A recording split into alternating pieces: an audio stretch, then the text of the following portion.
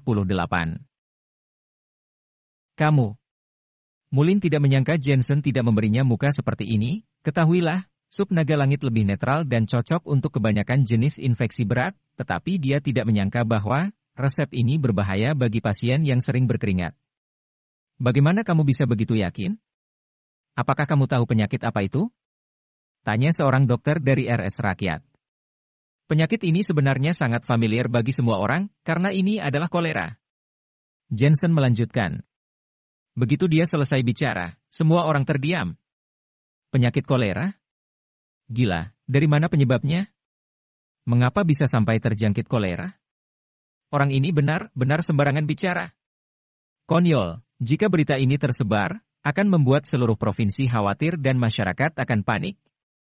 Dia baru saja lulus kuliah, dari mana punya pengalaman, hehe, mengandalkan Profesor Oscar dan Pak Edi. Situasi apa saat ini, masih mengandalkan koneksi seperti ini. Hanya dalam sekejap, banyak suara ejekan, penghinaan, dan kemarahan yang terdengar. Lagi pula, kolera adalah penyakit yang tidak bisa diremehkan. Penyakit ini disebabkan oleh infeksi bakteri Vibrio cholerae, biasanya terjadi di musim panas dan ditularkan melalui air. Sekarang adalah musim dingin, sama sekali tidak ada kemungkinan muncul.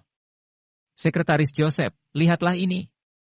Seorang pria yang tampaknya memiliki status tidak rendah mengerutkan kening.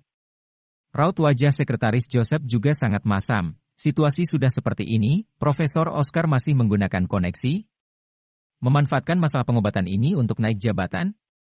Profesor Oscar, aku ingin bertanya, apakah anak muda ini memiliki sertifikat kualifikasi medis? Mulin juga menyeringai. Profesor Oscar tahu bahwa semua orang curiga padanya, dia berkata dengan cuek. Dia tidak punya. Hehe, Profesor Oscar, ada Sekretaris Joseph di sini. Kamu secara terang-terangan ingin orangmu menjadi pusat perhatian, ini sangat tidak baik. Ucapan Mulin sama sekali tidak memberi muka, membuat Profesor Oscar hanya bisa menggertakkan gigi, tetapi tidak dapat menyangkalnya. Kamu begitu yakin bahwa ini bukan kolera? Saat ini, Jensen berkata dengan marah. Para ahli dan profesor ini hanya bekerja keras untuk ketenaran sendiri. Sampai sekarang, tidak ada yang bekerja keras untuk mengobati penyakit, hanya bisa saling melempar tanggung jawab dan bekerja asal-asalan, sungguh memalukan sebagai seorang dokter. Bocah, kamu tahu syarat bakteri kolera bisa bertahan hidup? Mulin balik bertanya.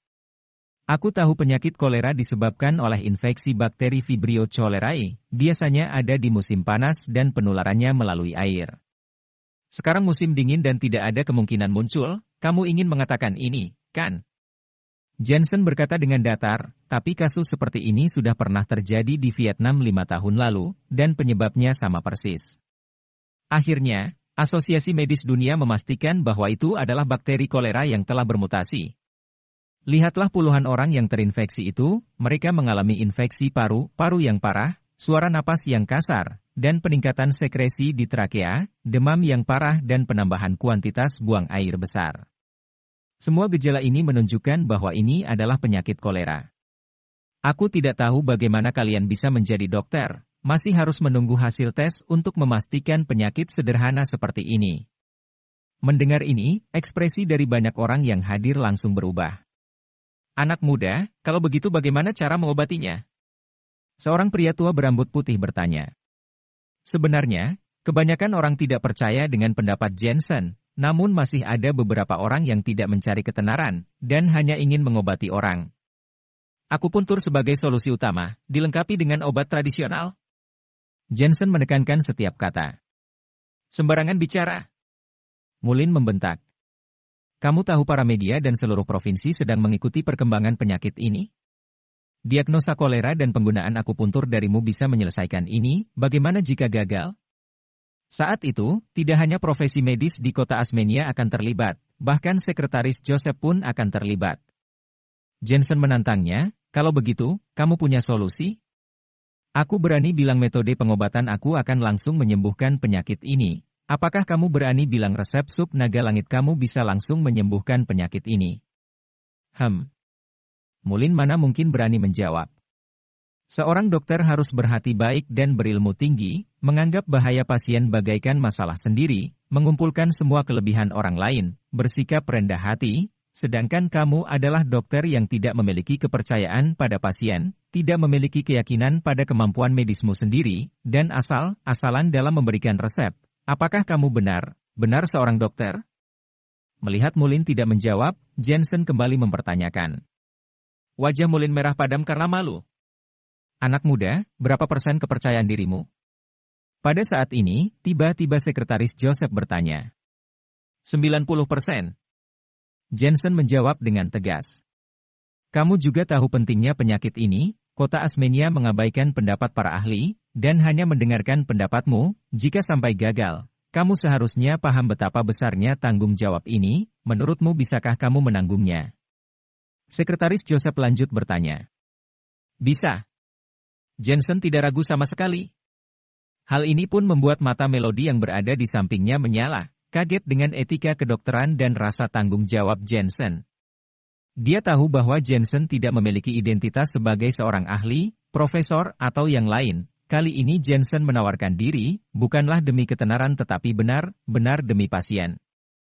Masalah ini, aku bisa menanggungnya sendiri. Jika sesuatu terjadi, aku yang akan bertanggung jawab, aku akan segera mengundurkan diri. Pada saat yang sama, Profesor Oscar dan Pak Edi serempak berbicara. Sekretaris Joseph memandang dua otoritas utama medis kota Asmenia, dan akhirnya mengangguk. Baiklah, anak muda, lakukan saja, dan jangan ada beban pikiran, jika terjadi kesalahan, aku sebagai pejabat setempat juga akan bertanggung jawab untukmu. Pak Joseph. Seorang pria berkacamata yang berada di samping berkata dengan cemas. Anak muda itu bisa saja tidak peduli dengan masalah ini, tetapi dengan tekad dia, dengan etika medis bahwa dokter bagaikan orang tua pasien, dia hanya ingin menyelamatkan orang terlepas dari konsekuensinya. Sebagai sekretaris, bagaimana aku bisa mengelak dari tanggung jawab pada saat seperti ini? Sekretaris Joseph berkata dengan enteng. Profesor Oscar serta Pak Edi sudah berjalan ke hadapan Jensen, berkata dengan penuh rasa terima kasih. Jensen, kami serahkan padamu. Jensen mengangguk, melihat Melody lalu berkata. Melody, bisakah kamu membantuku? Bisa. Melody tersenyum dan mengangguk, lalu mengikuti Jensen ke koridor. Melihat Melody dan Jensen bersama, Mullin berang, dia masih tidak percaya bahwa di antara anak-anak muda di kota Asmenia, ada orang yang keahlian pengobatannya lebih hebat daripada dia. Yang lain juga jangan diam saja, semuanya ikut memikirkan solusi, bagaimana caranya agar bagian kultur bakteri sana bisa mengeluarkan hasil secepatnya. Sekretaris Joseph juga mengatur pekerjaan untuk yang lain. Semua ahli terkenal dan dokter kepala di kota Asmenia pun segera menawarkan diri untuk membantu, tetapi sebenarnya mereka diam, dia merasa beruntung, jika Jensen tidak maju, jika penyakit ini semakin memburuk, reputasi mereka pasti akan terpengaruh. Baguslah saat ini, ada Jensen yang memikul hal ini sehingga tidak berdampak pada masa depan mereka, sebaliknya jika Jensen berhasil, mereka masih bisa mendapatkan penghargaan dari provinsi. Tentu saja, apakah penyakit ini adalah kolera atau bukan, mereka sama sekali tidak punya kepastian, dan mereka juga tidak percaya bahwa Jensen bisa berhasil. Lanjutkan pekerjaan kalian. Melihat muka para ahli, Profesor Oscar juga bisa menebak pikiran mereka, dalam hatinya penuh dengan penghinaan, tidak heran Jensen maju, mengandalkan para ahli ini untuk mempertahankan profesi medis di kota Asmenia. Ini sungguh mengecewakan. Pak Edi, ayo, pergi lihat Jensen, mungkin ada yang bisa kita bantu. Terlalu malas untuk bersama orang-orang ini, Profesor Oscar memanggil Pak Edi untuk pergi. Di ruang perawatan intensif, Jensen dan Melody sama mengenakan baju steril, lalu Jensen mulai memeriksa setiap pasien.